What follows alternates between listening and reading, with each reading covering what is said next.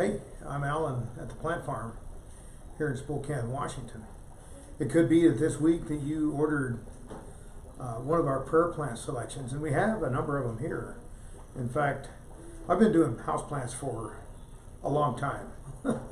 And this is about as broad a selection of houseplants as I've ever seen as far as prayer plants are concerned. We have one available in our mix that we don't have here in front of us, which would be a variegated form of the green Maranta. But here we have the red Maranta.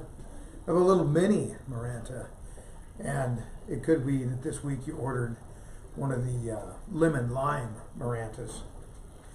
But I have here one of the cuttings that I took out of one of the packages that was being sent. And we've already gone ahead and stuck a couple of these cuttings. But one of the things that I noticed on this cutting is the girls have been pretty generous in packing it. And there's actually enough here to divide this and do two.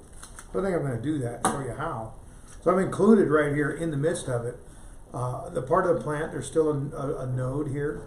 And that's super important for Marantas. And we're going to put that in some root home. I've got some poured out right here, and I'll put that there. And we're going to go ahead and do the same with this one. Now, root tone is really important. Even on prayer plants, which are a relatively easy plant to propagate, they have adventitious roots many times that you'll find growing off of the node. But the root tone really makes all the difference. And you can order that root tone through our website.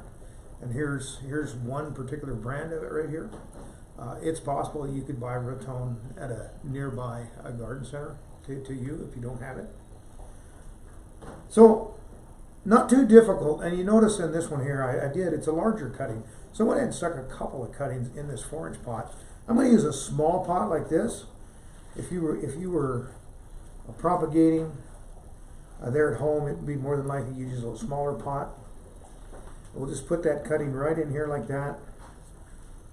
And then we already have root tone on here, so we've got it there. Now I did pre-water these pots. It's important on some plants that we get this well balanced, get the water in there. And I'm going to put some more on here, simply because I don't think you can use too much water on these. Now this particular soil that we've used is a well blended soil. It's got a good porosity. You can see when you look at it that it has perlite, it has pumice, it also has some bark, and there's a little bit of peat moss blended in there too. This is what we call a soilless soil, but it doesn't have any what you'd call dirt from your garden in it. A pretty good blend.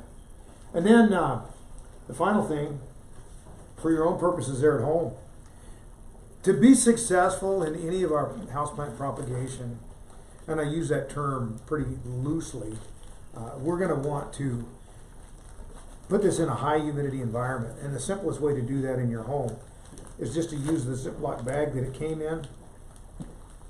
Insert your plant in there, make sure it's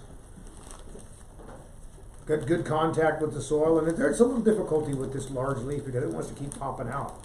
So we'll just push it in, get this Ziploc bag orientated around it, and close it up.